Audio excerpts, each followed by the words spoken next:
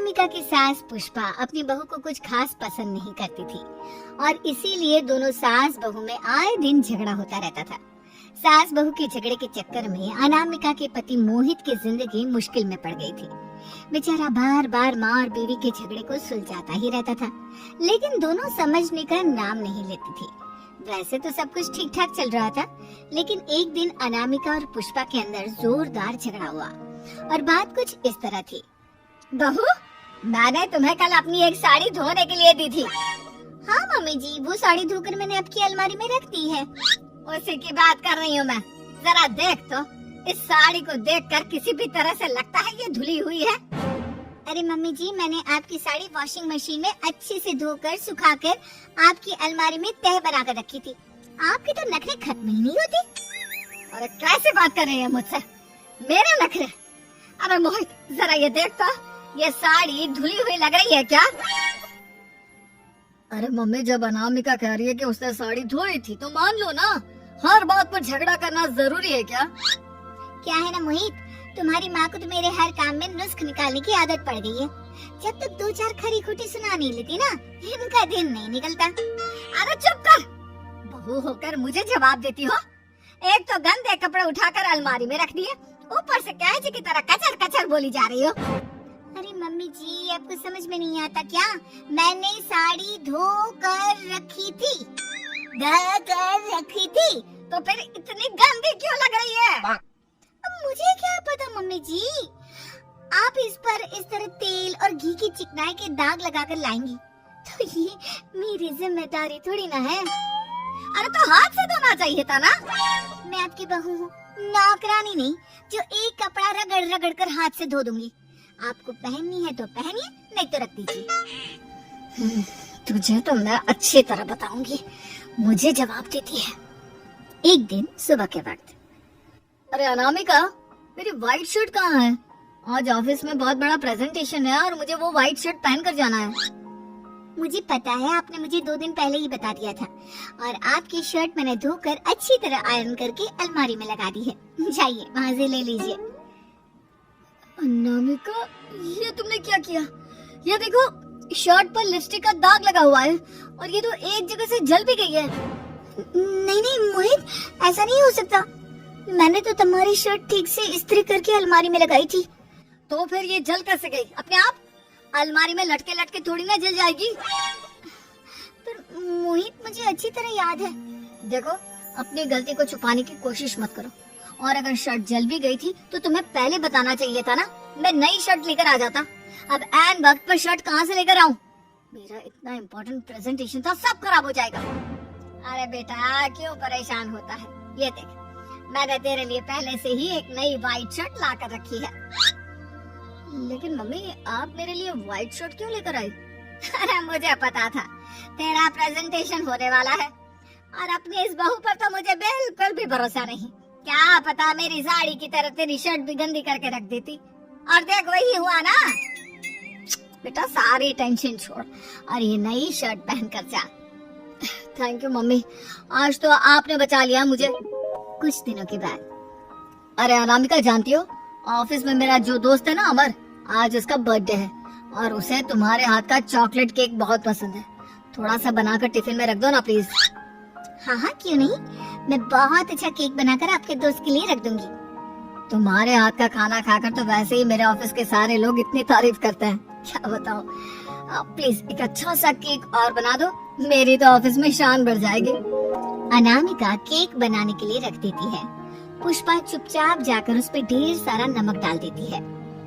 देख अमर, तेरी भाभी ने तेरे लिए चॉकलेट केक बनाकर भेजा है, तुझे बहुत पसंद है ना?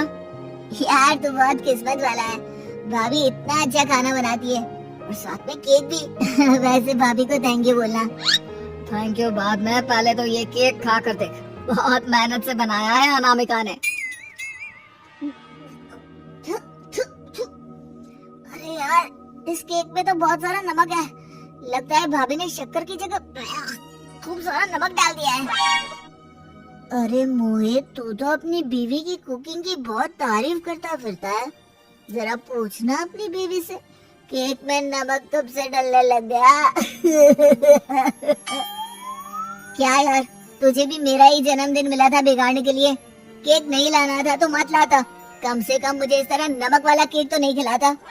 अरे नहीं यार, अनामिका ऐसा नहीं कर सकती, जरूर कुछ गड़बड़ हुई होगी। घर जाने के बाद, अनामिका अगर तुम्हारा केक बनाने का मन नहीं था तो ना बनाती, लेकिन मेरी बेइज्जती करवाने की क्या जरूरत थी?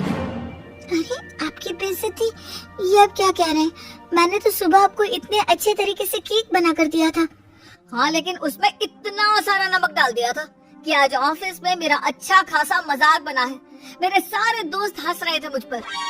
अरे बेटा, मैंने तो तुझे पहले ही समझाने की कोशिश की थी। एक नंबर की गैर जिम्मेदार है ये लड़की, कोई काम ठीक से नहीं करती। उस दिन भी गंदी साड़ी रखती थी मेरी अलमारी में और झूठ बोल रही थी। कुछ दिनों के बाद, अनामिका देखो, मैंने अपना लैपटॉप चार्जिंग पर लगाया है, उसे अच्छी तरह चार्ज होने देना। मेरी एक अर्जेंट मीटिंग है, प्लीज बीच में से हटाना मत। हाँ हाँ ठीक है, मैं नहीं हटाऊंगी। पुष्पा चुपचाप से जाकर चार्जिंग का बटन बंद कर देती है। थोड़ी देर बाद, अरे ये लैपटॉप चार्ज क्यों नहीं हुआ? और ये बटन किसने ऑफ कर दिया? अनामिका इधर आओ। क्या हुआ? क्यों चिल्ला रहे इतना? अनामिका, मैंने तुमसे कहा था ना, मेरा लैपटॉप चार्जिंग पर लगा हुआ है, मेरी अर्जेंट मीटिंग है, तुमने इसका स्विच ऑफ क्यों कर दिया? अरे मैंने ऐसा कुछ नहीं किया, मैं क्यों स्विच ऑफ करूंगी? कुछ दिनों से देख रहा हूँ अनामिका, तुम मेरा हर काम बिगाड़ देती हो। देखो ये अच्छी आदत थी, कम से कम तुम्हें इस बात का तो ध्यान रखना चाहिए था कि मेरी कितनी इम्पोर्टेंट मीटिंग थी। अब क्या करूंगा मैं? आई एम सॉरी मोहित, लेकिन सच में मैंने जानबूझकर कुछ नहीं किया। अगर जानबूझकर नहीं किया तो क्या सब कुछ अपने आप हो जाता है? कभी मेरी शर्ट जल जाती है, कभी केक में नमक डल जाता है। आप मेरी बात क्यों नहीं सुनते? मैंने जानबूझकर कुछ नहीं किया। फिर से वही बात, अरे कितनी बार तुम्हें समझा चुका हूँ, इस तरह मेरा काम बार बार मत बिगाड़ा करो। तुम जानती हो मुझे कितनी प्रॉब्लम होती है, ऑफिस में तो पहले ही बेइज्जती करा चुकी हो, और अब ये मीटिंग, ये भी मेरे हाथ से निकल गई। अनामिका की समझ में कुछ नहीं आता कि आखिर उसके साथ ये सब क्या हो रहा था और क्यों हो रहा था। फिर कुछ दिनों के बाद मोहित अपने ऑफिस से कुछ फाइल लेकर घर आता है। अनामिका, ये कुछ फाइलें हैं, इन्हें संभाल कर रख दो, और प्लीज इस बार ध्यान से, कोई गड़बड़ी नहीं होनी चाहिए। नहीं मोहित, कोई गड़बड़ी नहीं होगी, मैं सारी फाइल्स अलमारी में लॉक करके रखूंगी और चाबी अपने पास रखूंगी। अनामिका, जरा अलमारी की चाबी तो देना। क्यों मम्मी जी, आपको क्या काम है? उसमें मोहित की जरूरी फाइल रखी है और मैं नहीं चाहती कि इस बार कोई भी गड़बड़ हो। पता नहीं कुछ दिनों से हर काम खराब हो जाता है। अरे मुझे उसमें से पैसे निकालने हैं और उसके बाद ले लेना अपनी चाबी, मैं खा नहीं जाऊंगी तुम्हारे पति की फाइल। अनामिका को अपनी सास पर शक होता है। चाबी देने के बाद वो चुपचाप छुपकर अपनी सास की हरकत देखती है। ये फाइलें उठाकर डस्टबिन में डाल देती हूँ, फिर देखना कैसे मोहित इसकी खबर लेगा। इस बार तो छोड़ेगा नहीं इसे। वैसे भी पहले मैंने जो कुछ भी किया है उसकी वजह से अच्छी खासी डांट पड़ी है, मजा आ जाएगा। अच्छा तो ये बात है, सारा काम मम्मी जी बिगाड़ देती है, वो भी इसलिए क्योंकि मेरा उनसे झगड़ा हो गया है। सास के जाने के बाद अनामिका मोहित को बुलाकर लाती है। क्या हुआ अनामिका, क्या दिखाना है? ये देखिए, आपकी फाइल डस्टबिन में पड़ी हुई है। इसीलिए तो कहा था संभाल कर रखना, और तुमने उठाकर ये फाइल डस्टबिन में डाल दी।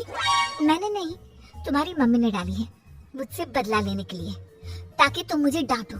और अगर मैंने डाली होती तो मैं तुम्हें दिखाने के लिए बुलाकर तो नहीं लाती ना। सही कह रही हो, मैं अभी मम्मी से जाकर बात करता हूँ। थोड़ी देर बाद, मम्मी सच सच बताइए, मेरी फाइल अलमारी में से निकाल कर डस्टबिन में आपने डाली थी ना? अरे अपनी माँ पर इल्जाम लगाता है, शर्म नहीं आती तुझे? मैं इल्जाम नहीं लगा रहा हूँ मम्मी, जो सच है वही पूछ रहा हूँ। आप जल्दी से बताइए आपने ऐसा क्यों किया? अरे तो क्या करती, तेरी बीवी मुझसे झगड़ा करती है, उल्टे सीधे जवाब देती है, मुझे उससे बदला लेना था। अरे मम्मी, लेकिन आप दोनों के झगड़े के चक्कर में मेरा कितना नुकसान हुआ है, ये कभी सोचा आपने?